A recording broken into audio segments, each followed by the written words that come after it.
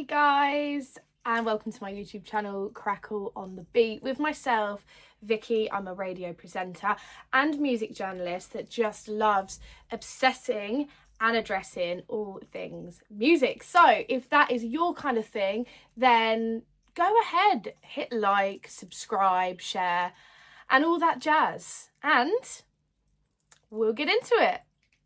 So my question is, has Gorillaz stopped looking forward to the future? So before we get into the music itself, I think it's worth talking about who Gorillaz actually are, because they're not a band that is easy to sum up in just a single sentence. So on paper, Gorillaz are a virtual band created by Damon Albarn and Jamie Hewlett, but they've always felt much bigger than that. Musically, they're almost impossible to pin down. There's a hip hop, trip hop, indie, alternative, rock, electronic music, lo-fi influences anymore. They have a punk attitude and even elements of world music scattered throughout their catalogue. They're the kind of band that can sound completely, just very different from one album to the next, while still somehow sounding unmistakably just like Gorillaz.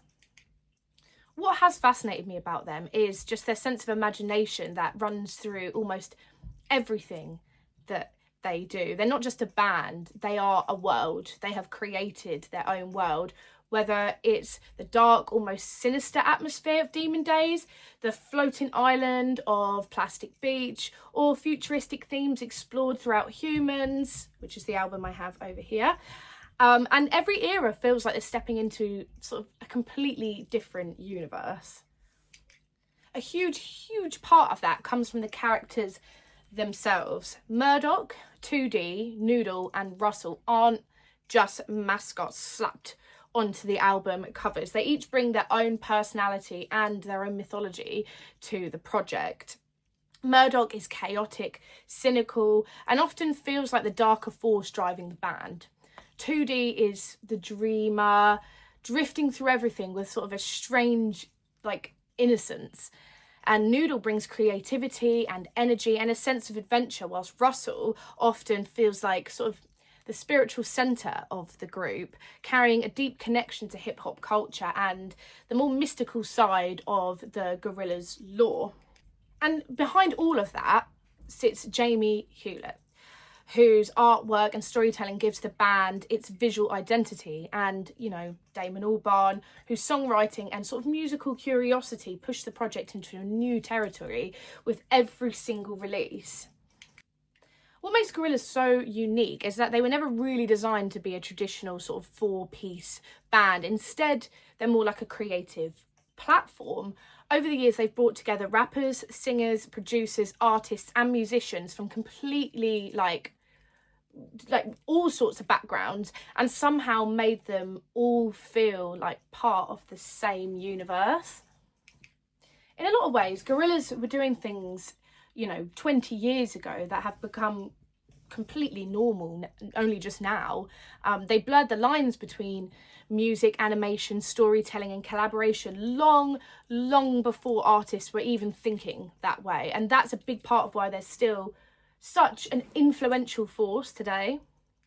So, as you've probably guessed, I am going to be talking about the newest Gorillaz album, The Mountain, which was released on February 27th of this year, 2026.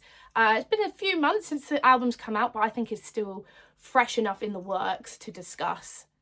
So when I first heard The Mountain, my general reception of the album was that it felt really sort of world music driven. It's probably the most, barefoot Gorillaz project so far. There's this very sort of stripped back, earthy feel to it, like it's constantly drawing from different places and sounds without over polishing them. It doesn't feel like it's trying to be this big, glossy sort of pop record. It feels more grounded, more global, and a little bit more sort of free flowing in how it moves between its styles. So, question, why did this album catch my attention Well, this album caught my attention in a very, very simple way, really. I mean, I've been a big fan of Gorillaz for as long as I can remember. I've always known that they're a band that has a lot to unpack in their music. So I came into this already expecting, you know, something very layered and something, you know, very full of depth, really. But what really, really drew me in this time was the feeling that this project might be doing something, you know, a little bit more spiritual. You know, I'm someone who naturally leans into that side of things myself. So I was very, very, very, very intrigued to see what kind of questions, themes, and maybe even answers they would go into explore here. It felt like an album that wasn't just about the sound, but more about the meaning underneath it. It felt very, very, very different, even just at a glance. But to understand why this album feels so different, we need to have a little look at where Gorillaz have been before. So their whole world has been sort of built on layers. You know, they're not just a band, they are this entire universe, as I've already said. Usually Gorillaz, you know, are defined by themes like technology of the future and this idea of a digital life and how it affects us. There's often this tension running through their work as well, you know, temptation, addiction, excess, things pulling people off balance. You also get a lot of commentary on peace and war, politics, and the wider state of the world. So there's always this sense of sort of global awareness running underneath pretty much everything. But at the same time, they don't just stay so serious. There's also this sort of playful side, themes of youth, fantasy, games, imagination, almost like escapism running through it all. You know, and then mixed in with that are the emotions like fear, anxiety, personal struggle. So, you know, it's constantly balancing between the real world and, you know, something more surreal. And that is what makes Gorillaz so layered. It's never just one thing. It's always a mix of commentary, emotion, and imagination, like all happening at the same time. So when it comes to technology in Gorillaz, it feels like it's never really just one thing. There's this constant sort of contrast between futuristic technology and something more nostalgic at the same time. You know, you've got these almost 80s and trip hop sounds running through it. So it feels both old and new all at once. You know, like a memory and like the future overlapping. You know, even the way, you know, with Damon's vocals, the way that they're often presented add to that. You know, it feels like, you know, he's singing through kind of like a telephone. Like he's not really right next to you, but sort of distant, you know, almost like a dreamer on the other end of the line. And then you've got these sort of very quintessential sort of hip hop inspired elements as well, which can sometimes make it feel like a bit of a game or a digital space that you're sort of moving through. So, you know, technology in Gorillaz isn't just about sort of futuristic sounds. It's really multi-layered, as I keep saying. You know, sometimes it's the simplest instrument used in a really complex way, or something that's very sort of virtual and digital that feels strangely human underneath it all. So this is going to sound like an ironic question, but how have they historically viewed the future? Well, historically, Gorillaz always has quite a specific way of like looking at the future. You know, it's never been this clean, optimistic vision of what's coming next. You know, it's usually been a little bit more fractured than that. You know, their future in their world often feels very crowded, slightly unstable, and quite frankly, full of tension. It's like if you go back to Demon Days, I've actually got a little picture here of the Demon Days, you know, so if you go back to that, the future there feels, you know, quite dystopian. You know, it's heavy with anxiety, war, collapse, and this sense of things that are just kind of falling apart. But there's still a lot of beauty in it, but it is darker, more sort of warning based perspective of where like the world could be heading.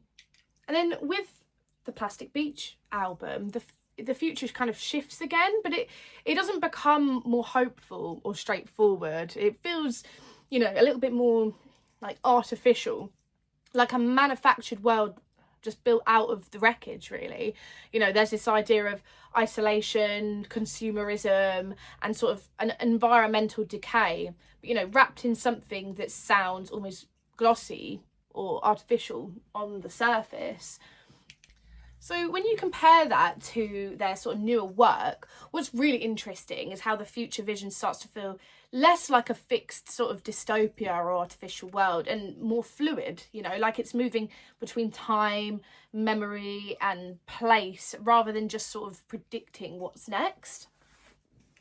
So what do these songs sort of reveal about, you know, the album's central themes? So, you know, as I went through the album, I was listening track by track and noting how each one contributes to sort of the wider atmosphere. But I am only going to touch up briefly on some of them, because there are a few key tracks that really feel like they hold the sort of central ideas of the project. So the album opens up with the track The Mountain, the title track, which instantly sets the tone. It's very meditative with flutes or panpipe style instrumentation and sort of Indian percussion as well.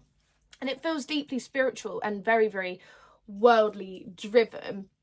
There's almost no lyricism, just that final repetition of the mountain at the very end. So it plays more like a sort of atmospheric setting piece than a traditional song per se.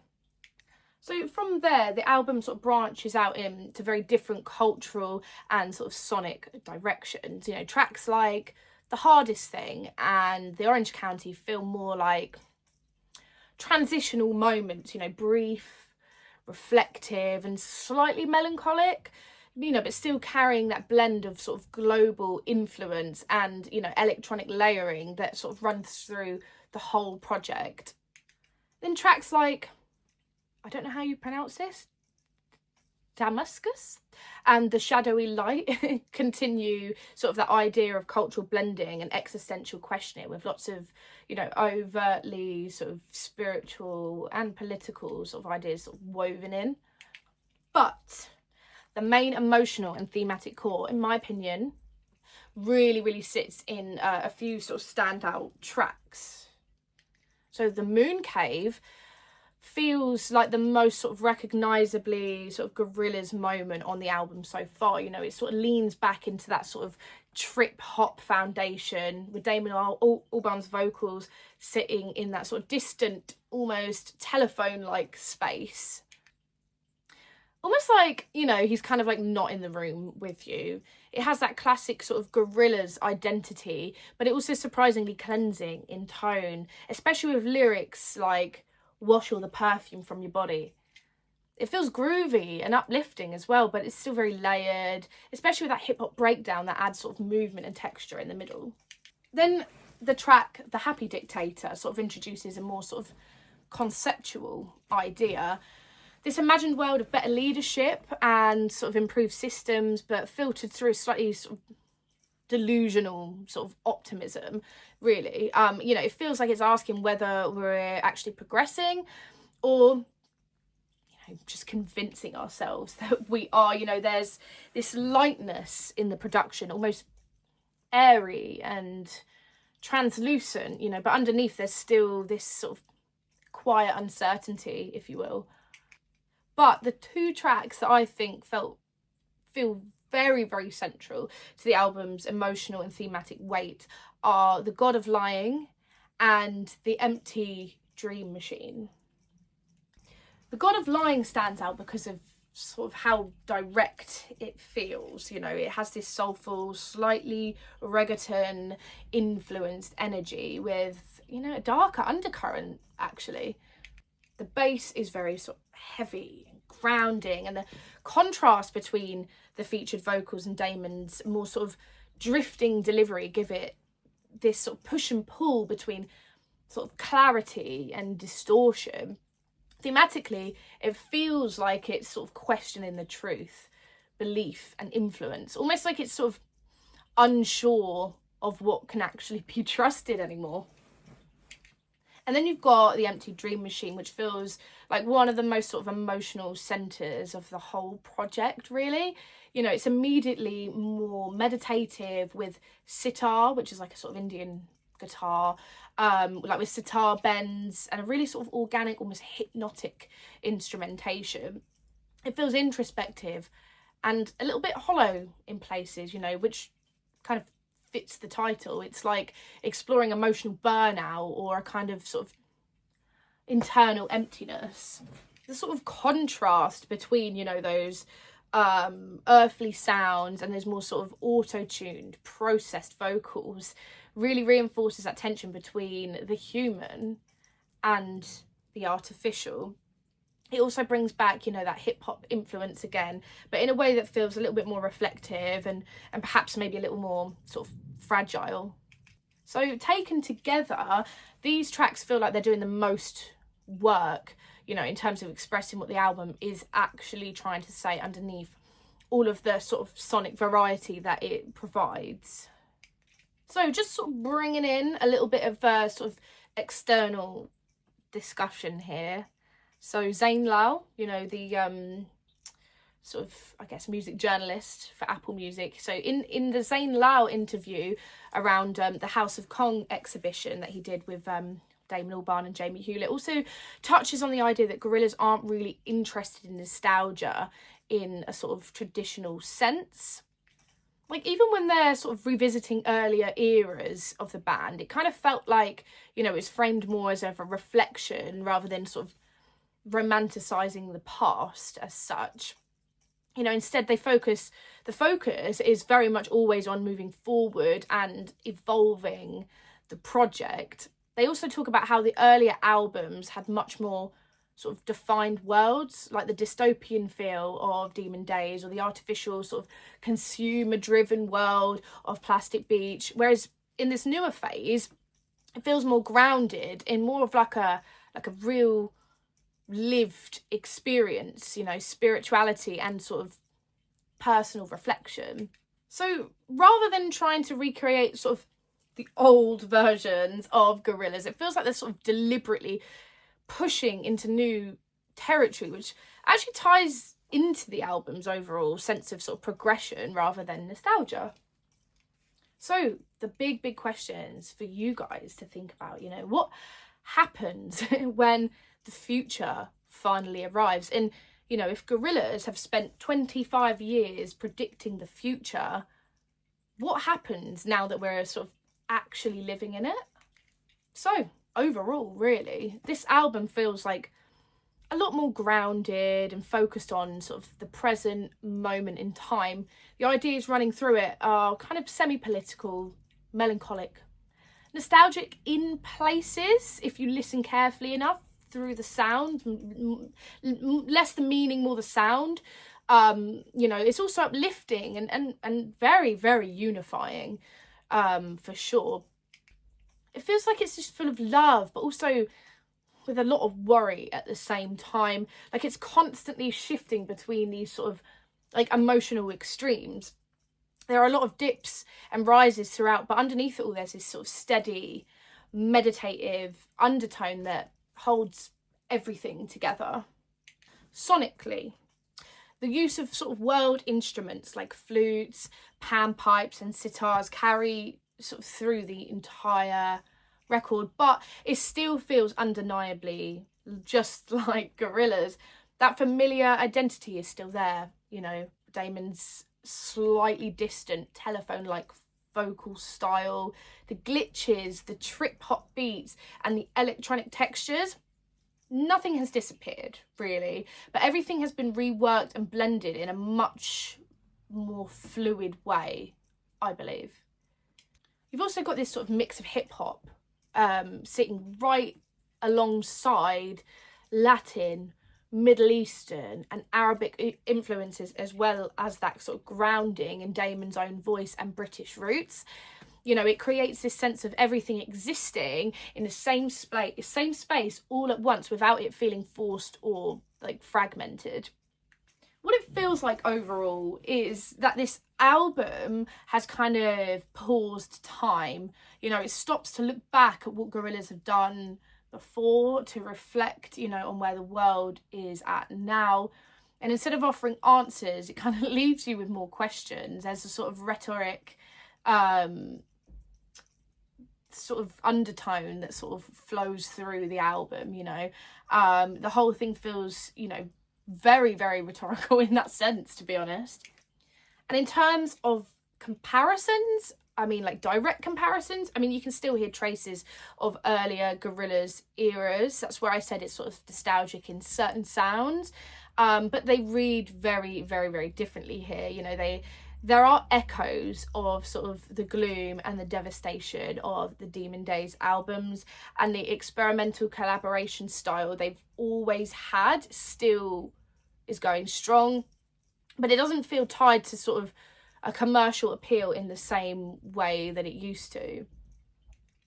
The political undertones in The Mountain, in this album, feel sort of closest, I would say, to the Plastic Beach album, I'd say, especially in terms of sort of the world state and sort of consumer anxiety. The existential themes and ideas, you know, around greed and internal struggle echoes the Humans album. Yeah, I mean, while the more global, sort of culturally blended sound sort of links back to moments like the what song was it? I think it was Désolé.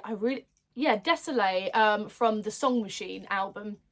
You know, there are even hints of a more sort of stripped back emotional sort of optimism of the Now album, and occasional instrumental textures that feel reminiscent of, you know, older sort of deep cuts like the song Hong Kong from the D-Sides album, I believe. But overall, and I think what Gorillaz seem to do in a lot of their albums is, especially their more recent albums, is presenting the mess that we've kind of like all been left with, you know, and just to look at the world and the way it is now and sort of asking, like, what do we do with it? You know, it feels like an invitation to pause, reflect, connect, and to look inward, really. There's a real sort of emphasis on unity, spirituality, and sort of human awareness, but also a kind of satirical hopelessness running through it, which keeps it like grounded and realistic rather than idealistic. I know I've sort of briefly said this before, but I really do think this album is trying to function as a statement with clear answers. It feels more like, you know, a question, almost like, what do we do now? You know, delivered through something beautiful, layered, and just very reflective, like deeply reflective. And in that sense, Gorillaz feels less like a band claiming to have perspective above everything else, and more something human within it all. You know, sort of pushing this idea that they are just observing, questioning, and sort of participating alongside everybody else.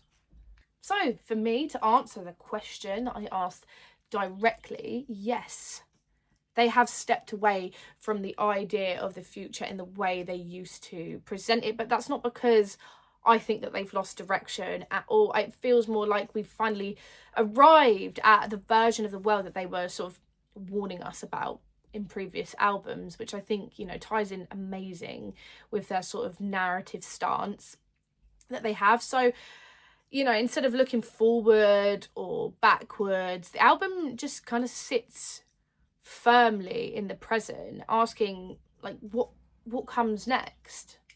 And in a way, I think in doing so, it feels less like something that's designed to purely to entertain and more like something that's built to sort of reflect, question, and actually really make you think as a listener.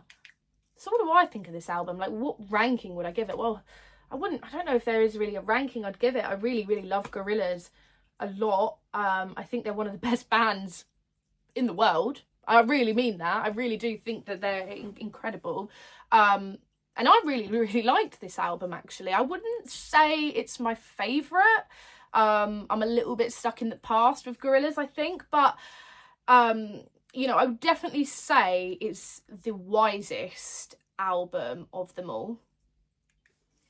So, I mean, like, what do you think? I mean, you know, drop some opinions in the comments. Like, that's what we're here for. It's a discussion. I will leave a link to the album in the description, so if you haven't heard it yet, you can go and listen to it yourself. Yeah. So, Gorillaz, The Mountain, that's a wrap. Like I said, let me know your thoughts and ideas in the comments. Did you love it? Did you not really fully understand it? Do you sort of like agree with the overall message and intention that they're sort of putting across? You know, do you like the new sort of cultural sound that they're sort of carrying? And let me know what you want me to review next. And until next time, peace.